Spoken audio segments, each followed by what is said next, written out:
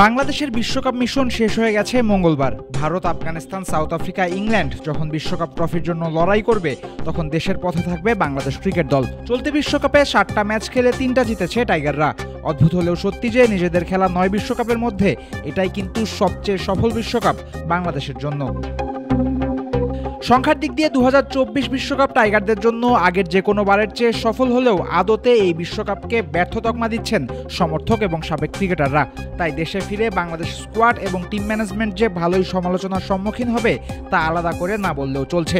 কিন্তু সমালোচনা ঠিক কতটা হবে, কিংবা কোন পর্যায়ে সমালোচনা হবে, অথবা এবারের সমালোচনা কি ফলপ্রসূ হবে, এসব প্রশ্ন আসবে যৌক্তিকভাবেই, এবং এসব প্রশ্নের সঠিক উত্তর না খুঁজলে খুব বেশি বদলাবে না দেশের ক্রিকেটের চিত্রপট। বিশ্ব আসরে ব্যর্থ টাইগাররা আগেও হয়েছে।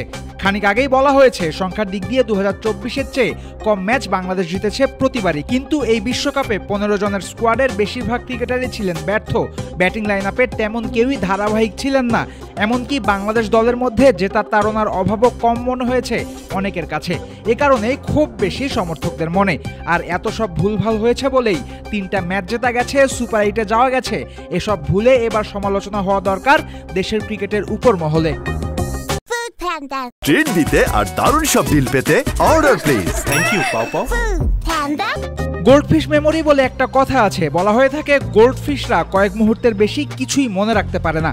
বাংলাদেশের মানুষজনও গোল্ডফিশ মেমোরি সিনড্রোমে ভোগে বলে মনে হতে পারে যে কারো কাছে। কেননা এই দেশে সমালোচনা হয় ঠিকই, কিন্তু কদিন পর সবকিছু ভুলে যায় সবাই। জুনে শেষ হওয়া বিশ্বকাপের পর অক্টোবরের আগে আর কোনো টি-20 খেলবে না বাংলাদেশ দল। আবার ভারতের বিপক্ষে সেই টি-20 সিরিজের আগে 4টা টেস্ট ম্যাচ আছে বলে টেস্টের প্রস্তুতি সবচেয়ে বেশি গুরুত্ব পাবে, তাতেও কোনো সন্দেহ নাই। কিন্তু এতে যেন টি-20 ব্যর্থতার কথা সবাই ভুলে না যায়, এবং ভারত সিরিজের আগে যেন নতুন টি-20 স্কোয়াড বানানো যায়, সেদিকেও রাখতে হবে সমান নজর। 2023 ওয়ানডে বিশ্বকাপ ব্যর্থতার কারণে বিসিবির পক্ষ থেকে গঠন করা হয়েছিল একটা তদন্ত কমিটি। সেই তদন্ত কমিটি নিজেদের রিপোর্ট দেওয়ার আগেই আরেকটা বিশ্বকাপে ব্যর্থতার মালা বরণ করে দেশে ফিরছে বাংলাদেশ দল। এমন পরিস্থিতিতে আরেকটা লোক দেখানো তদন্ত কমিটি গঠন করার চেয়ে কার্যকরী পদক্ষেপ নেওয়া বেশি জরুরি। বিসিবির সর্বোচ্চ পর্যায়ে বাংলাদেশের বিশ্বকাপ ব্যর্থতা নিয়ে গঠনমূলক সমালোচনা হোক। মানুষ ভুলে যাবে একদিন, এই চিন্তা না করে ভবিষ্যতের কথা বিবেচনা করে সঠিক সিদ্ধান্ত নেওয়া হোক।